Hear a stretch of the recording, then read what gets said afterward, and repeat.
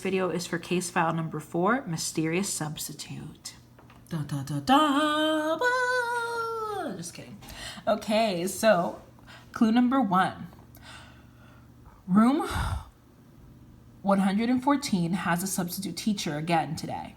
The students in room 114 are sad that Mrs. Barrett is still gone, but they are also happy to have another chance to figure out their interesting substitute teacher, Mr. Kensington.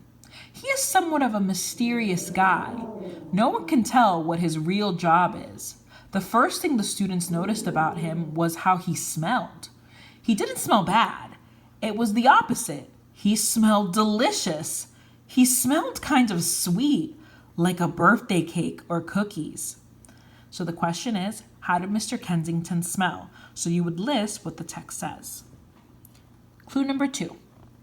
Every student had a growling tummy by the time lunch rolled around because of how Mr. Kensington smelled. Yesterday, the mystery continued.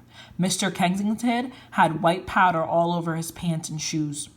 When Annie, a student, asked him about it, Mr. Kensington had simply patted his slacks and the powder poofed into the air.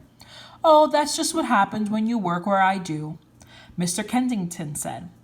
This morning, the students piled into room 114 to see what interesting thing they would notice about Mr. Kensington today.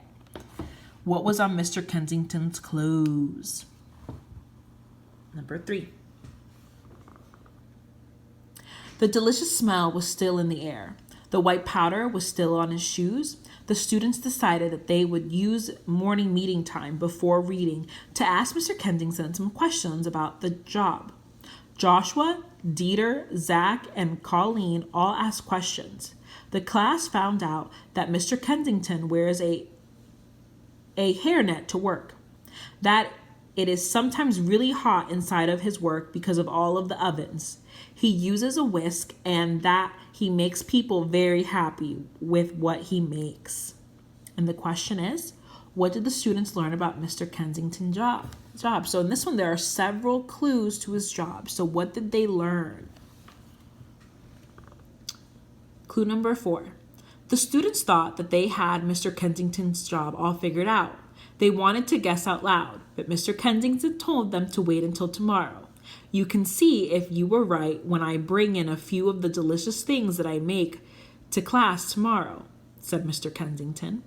The kids couldn't wait to see what he was going to bring for them to enjoy, especially since they thought that they knew exactly who Mr. Kensington or what Mr. Kensington did when he wasn't substituting in room 114. And the last question is, what was Mr. Kensington going to bring to class? And here you should put all your clues. And then what was Mr. Kensington's job and how do you know in paragraph form? And I'm only requiring 4 sentences for this one. I hope this video was helpful to you guys.